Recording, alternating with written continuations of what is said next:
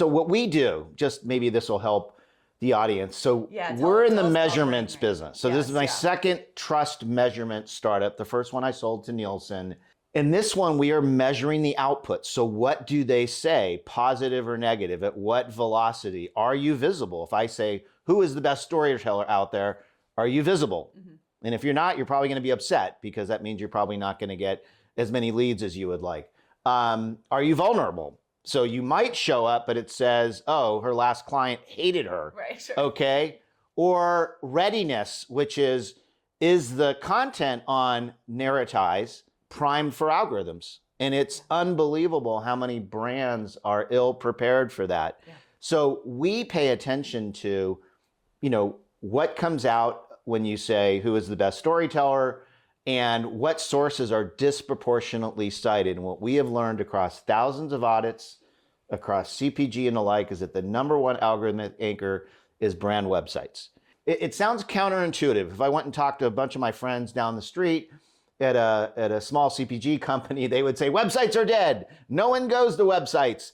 Why would we ever make websites a strategy? But in fact, if you look at the data, the algorithms, the truth-seeking algorithms are going to your brand claims first. And it makes sense because they're trying to be credible. Most brands generally, they run it through lawyers and compliance. Generally, the information might be slightly exaggerated, but it's generally truthful.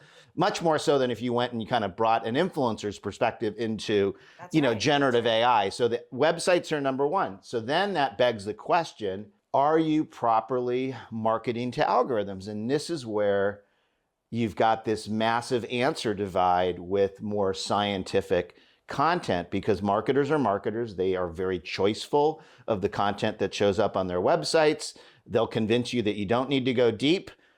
Just focus on the top issue consumers are concerned about. But in the world of AI, it all counts.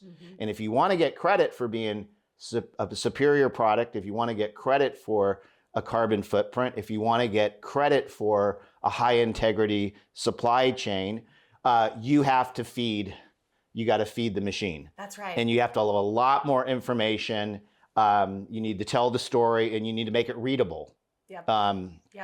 Yeah, it's funny. I want to share the origin story of today's conversation, actually. Pete and I, we are at the same AI conferences. We're both founders in a similar region. So sometimes we bump into each other around town. We get together, we talk about our companies and how they're doing, what we're learning, and how our customers are thriving.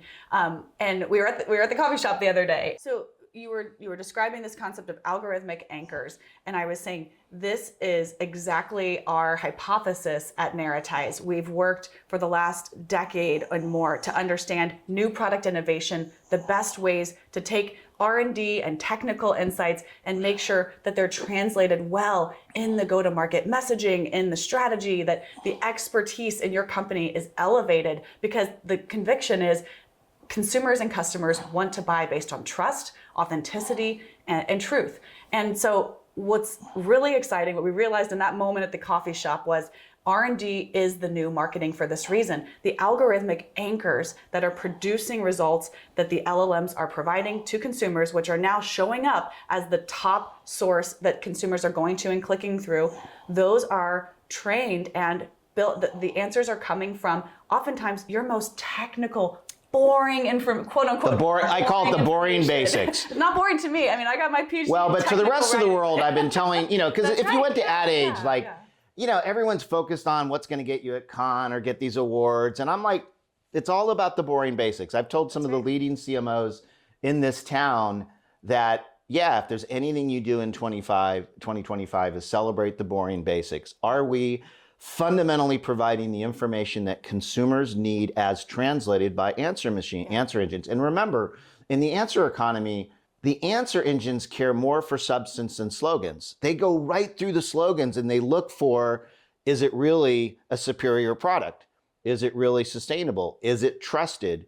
They can even determine whether the company is ethical, if they wanted to find out if the company believed in diversity on their board or whatever it was. They're just that smart. That's right. They connect the dots.